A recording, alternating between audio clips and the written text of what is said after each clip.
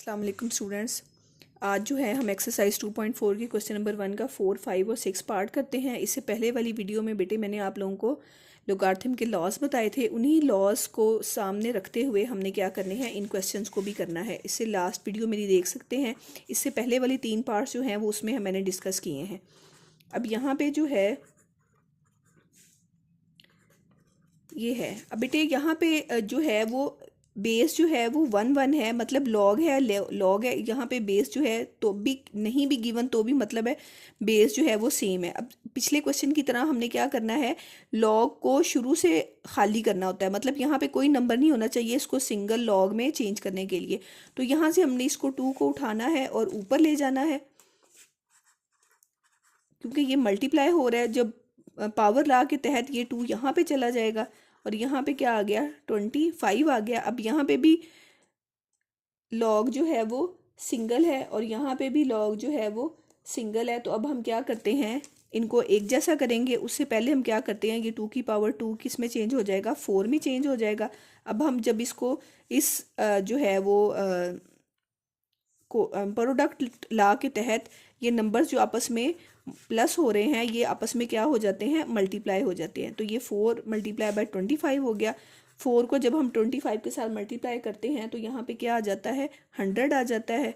और ये भी आप कैलकुलेटर से तो हमने करना नहीं है, तो आपको पता होना चाहिए बेटा, जब लॉग के साथ 100 आ जाएगा तो इसका आंसर जो है वो क्या लिखा जाता है, 2 लिखा जाता है। यानी यहाँ पे लॉग के साथ इस 1 के साथ जितनी ज़ीरोज़ होती हैं वही उसका क्या होता है, आंसर होता है। जैसे बेटे अगर हमारे पास यहाँ पे सिंपली लॉग 1 बच जाता है तो आप इसको क्या लिखोगे, 0, क्योंकि इसके पास कोई जो है वो 0 नहीं है, तो आंसर क्या लिखा जाएगा, 0। इसी तरीके से अगर आपके पास एंड पे लॉग 10 बच जाता है तो यहाँ पे 1 के साथ कितनी ज़ीरोज़ हैं, 1 0 है, तो यहाँ पे इसका आंसर क्या निकलेगा, 1 निकलेगा।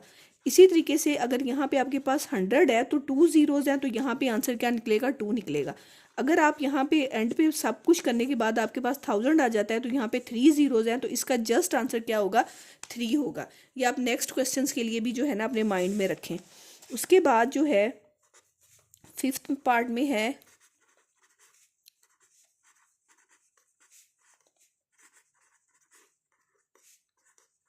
अब यहाँ पे जो है आप देखें कि ये वाली बेस अलग है और ये वाली बेस जो है वो अलग है।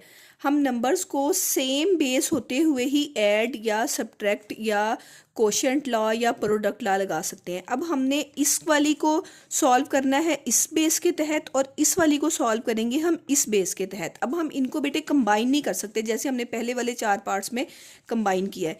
तो सबसे पहले पावर लॉ के तहत ये चीज़ उठेगी और ऊपर चली जाएगी, 64 की पावर बन जाएगी। तो यहाँ पे मैं क्या लिखूँगी, 64 की पावर क्या बन गई, 1/3। और यहाँ पे क्या होगा, यहाँ पे 5 और ये बन जाएगी 25 की पावर 2 बन जाएगी। अब बेटे यहाँ पे 4 है तो हम इस 64 को 4 पावर में चेंज करेंगे ताकि ये 4 क्या हो जाए, सेम हो जाए और हम उसको 1 में चेंज कर सकें। वैसे तो 64 2 की पावर में भी जाता है लेकिन हम उसको 4 की पावर में चेंज करेंगे। तो 64 आपको पता है कि 4 की पावर क्या होता है, 3 होता है और इसके बाहर 1/3 है। अब इसी लॉ के तहत यहाँ पे बेटा अगर 5 है तो हम 25 को भी क्या करेंगे, 5 की पावर में चेंज करते हैं ताकि ये 5 जो है वो सेम हो जाए। अब 25 जो है वो क्या होता है, 5 की पावर 2 होता है और इसके बाहर भी क्या है, 2 है। अब ये तो आपस में क्या हो जाते हैं, कैंसिल होते हैं, लेकिन ये दोनों कैंसिल नहीं होंगे, ये दोनों आपस में क्या होंगे, मल्टीप्लाई होंगे। तो यहाँ पे आपके पास 4 एज इट इज़ ही रह गया और यहाँ पे क्या बच गया, सिर्फ 4, क्योंकि 3 पावर तो कैंसिल हो गई है। और यहाँ पे आपके पास अब क्या आ गया, 5, और 5 के 2 और 2 मल्टीप्लाई होके क्या हो गए, 4 हो गए। अब ये तो सिंगल है 4 4 और ये बाय लोगारिथम इसका आंसर क्या आ जाएगा, 1 आ जाएगा। और ये 5 5 1 करने से पहले हमें ये 4 पावर को ख़त्म करना है। 4 पावर बाय लॉज यहाँ से उठ के स्टार्ट में आ जाएगी, यहाँ पे आके मल्टीप्लाई हो जाएगी और यहाँ पे बेस और ये पावर क्या आ गई आपके पास, 5 आ गई। यहाँ पे 1 + 4 और ये 5 5 की जगह भी अब हम क्या लगा देंगे, 1 लगा देंगे।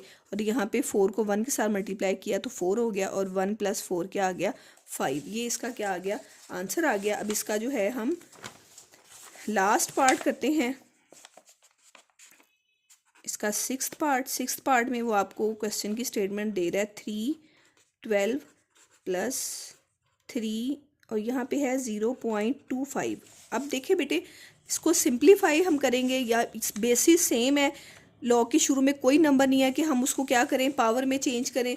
जस्ट क्या हो रहे हैं, सेम बेसिस है और दो नंबर्स आपस में क्या हो रहे हैं, ऐड हो रहे हैं। तो जब हम इसको सिंगल लॉग में चेंज करेंगे तो ये क्या होंगे, आपस में मल्टीप्लाई हो जाएंगे। बेस 3 और यहाँ पे आ गया 12 मल्टीप्लाई बाय क्या हो जाएगा 0.25। अब हम क्या करते हैं बेटे, डेसिमल को ख़त्म करेंगे तो क्या आपको पता है कि क्या लगा दिया जाता है, 25 ओवर आपके पास क्या आ जाएगा, पॉइंट की जगह पे 1 और आगे जितने नंबर्स होते हैं उतने ज़ीरोज़ लगा दिए जाते हैं। ये आ गया।